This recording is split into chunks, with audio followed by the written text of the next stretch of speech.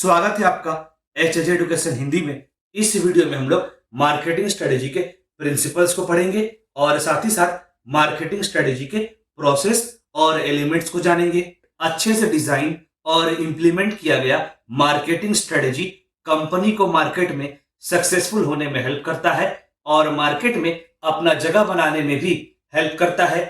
अच्छा marketing strategy organisation को marketing से जुड़ा एक्टिविटीज को परफॉर्म करने में गाइडेंस प्रोवाइड करता है और साथ ही साथ कंपनी को मार्केट को समझने में भी हेल्प करता है। प्रॉपर मार्केटिंग स्ट्रेटेजी की सहायता से कंपनी कस्टमर्स को प्रॉपरली इंगेज कर पाती है और कस्टमर्स के बीच में अपना पॉजिटिव इमेज बिल्ड कर पाती है। इसके अलावा अच्छा मार्केटिंग स्ट्रेटेजी ऑर्गेनाइजेशन को अपने ऑब्जेक्टिव्स को अचीव करने में भी हेल्प करता है। मार्केटिंग स्ट्रेटेजी के कुछ प्रिंसिपल्स होते हैं। चलिए आगे बढ़ते हैं और मार्केटिंग स्ट्रेटेजी के प्रिंसिपल्स को पढ़ते हैं। पहला प्रिंसिपल है स्पेशलाइजेशन। मार्केटिंग स्ट्रेटेजी का पहला प्रिंसिपल यह कहता है कि कंपनी को सबसे पहले यह तय करना होता है कि उसे कहां स्पेशलाइजेशन करना है। मतलब कंपनी को यह सोचना होता है कि उसे कौन सा प्रोडक्ट्स में फोकस करना है, कौन सा टाइप का सर्विसेज प्रोवाइड करना है, कौन सा मार्केट में फोकस करना है और कौन से टाइप के कस्टमर्स में फोकस करना है। अगला प्रिंसिपल है डिफरेंशिएशन। इस प्रिंसिपल के अनुसार कंपनी को अपना कॉम्पिटिटिव एडवांटेज को पहचानने का प्रयास करना चाहिए। मतलब कंपनी को यह देखना चाहिए कि वह मार्केट में अपने आप को बाकी कॉम्पिटिटर्स की तुलना में कैसे अलग प्रोजेक्ट करता है और कंपनी को यह भी प्रयास करना होगा कि उसका प्रोडक्ट्स या सर्विसेज बाकी कॉम्पिटिटर्स से अलग हो और बेहतर भी आगे। कंपनी को अपना प्रोडक्ट्स या सर्विसेज को अपने कॉम्पिटिटर से इस तरह से अलग और बेहतर बनाना होगा ताकि वह अपने कॉम्पिटिटर से आगे रहे और मार्केट में एक अच्छा पोजीशन होल्ड करे। अगला प्रिंसिपल है सेगमेंटेशन। एक कंपनी पूरे मार्केट को अकेला सर्व करे ऐसा देखने को कम मिलता है। आमतौर पर कंपनी मार्केट का एक स्पेसिफिक सेगमेंट को सर्व करती है, मार्केट का एक स्पेसिफिक सेगमेंट के डिमांड को फुलफिल करती है। इस प्रिंसिपल के अनुसार कंपनी को चाहिए कि वह एक स्पेसिफिक कस्टमर्स के ग्रुप को, कस्टमर्स के सेगमेंट को आइडेंटिफाई करे जो उसके प्रोडक्ट्स को परचेज करना चाहती है और कंपनी के प्रोडक्ट्स के लिए पे करना चाहती है। कंपनी को ऐसे कस्टमर्स को आइडेंटिफाई करना होगा जो कि उसके प्रोडक्ट्स को, उसके यूनिकनेस को वैल्यू करे। ऐसा इसलिए कि कंपनी हर एक कस्टमर्स के हिसाब से प्रोडक्ट्स को डेवलप नहीं कर सकती, तो इसलिए उसे ऐसे ग्रुप ऑफ कस्टमर्स को खोजना चाहिए जिसके हिसाब से कंपनी अपने प्रोडक्ट्स को डेवलप कर सके। क्योंकि ग्रुप ऑफ कस्टमर्स के लिए या यूं कहें कस्टमर के पर्टिकुलर सेगमेंट के लिए प्रोडक्ट्स को डेवलप करना आसान होता है और कंपनी का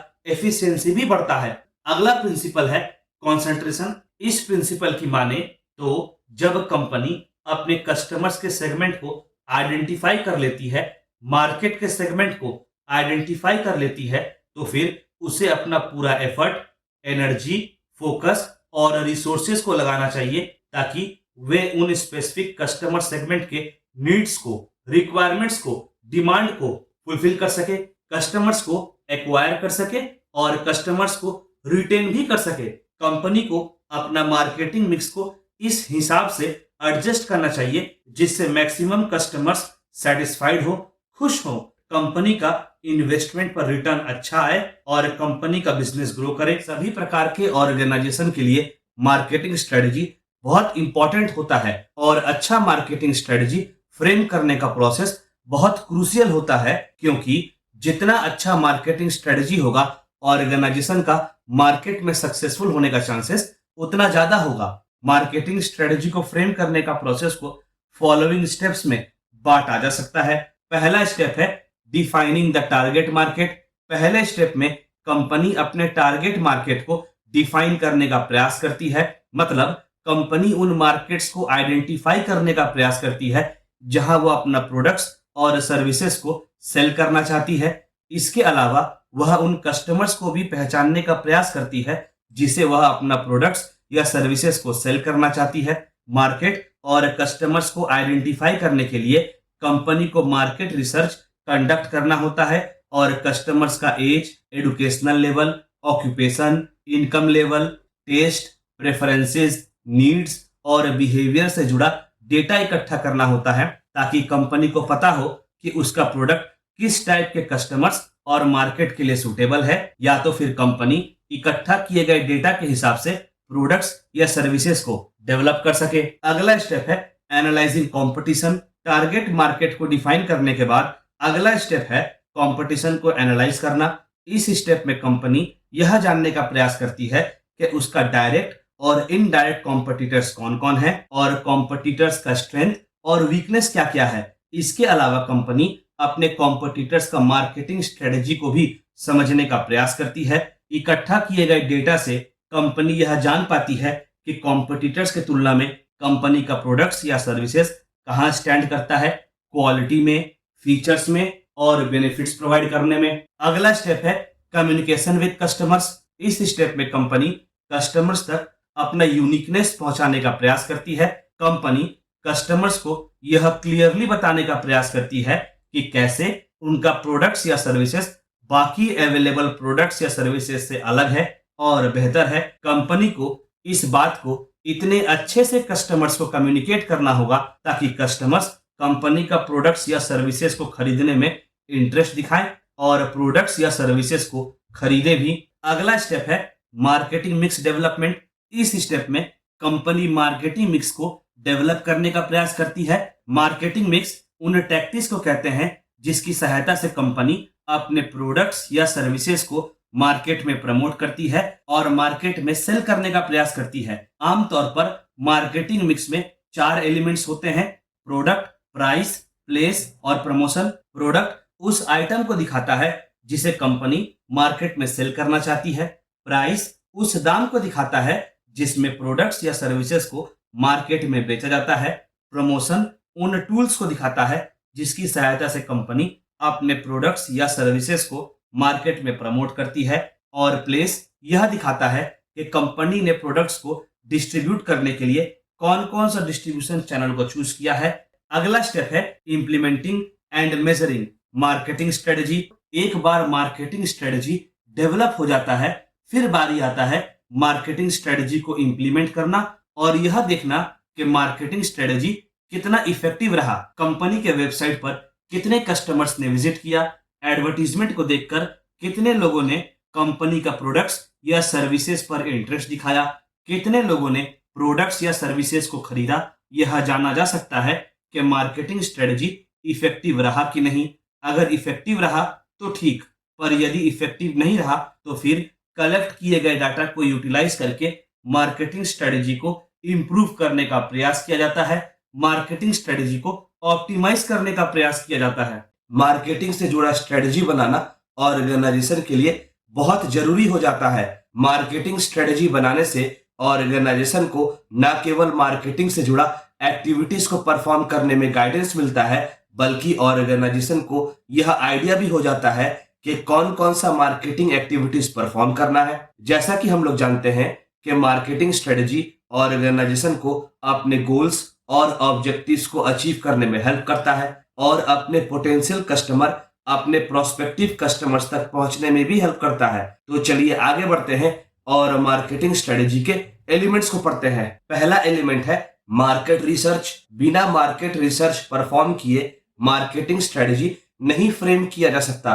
तो हम लोग यह कह सकते हैं कि मार्केट रिसर्च मार्केटिंग स्ट्रेटजी का बेस होता है। मार्केट रिसर्च परफॉर्म करते समय मार्केट के बारे में, कस्टमर की नीड्स, रिक्वायरमेंट्स और प्रेफरेंसेस के बारे में डेटा कलेक्ट किया जाता है। इस डेटा के हेल्प से यह जाना जा सकता है कि मार्केटिंग से जुड़ा इफेक्टिव टैक्टिक्स कौन कौन सा है, मार्केट में ब्रांड या प्रोडक्ट को कैसे पोजीशन करना है, अपने कस्टमर से जरूरी कम्युनिकेशन कैसे एस्टेब्लिश करना है आदि। अच्छा, अगर मार्केट रिसर्च परफॉर्म करते समय डेटा डायरेक्टली कस्टमर से कलेक्ट किया जाता है तो उसे प्राइमरी रिसर्च कहते हैं। वहीं दूसरी ओर अगर इंडस्ट्री के रिपोर्ट से अपने कंपटीशन को एनालाइज करके डेटा इकट्ठा किया जाता है तो उसे सेकेंडरी मार्केटिंग रिसर्च कहते हैं। अगला एलिमेंट है identification of target market.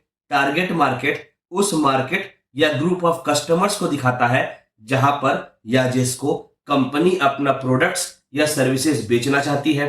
Market research perform करने के बाद फिर कंपनी अपने टारगेट मार्केट को आइडेंटिफाई करने का प्रयास करती है। दूसरी तरह से कहा जाए, एक बार जब मार्केट रिसर्च परफॉर्म कर लिया जाता है, फिर अगला स्टेप होता है टारगेट मार्केट को आइडेंटिफाई करना।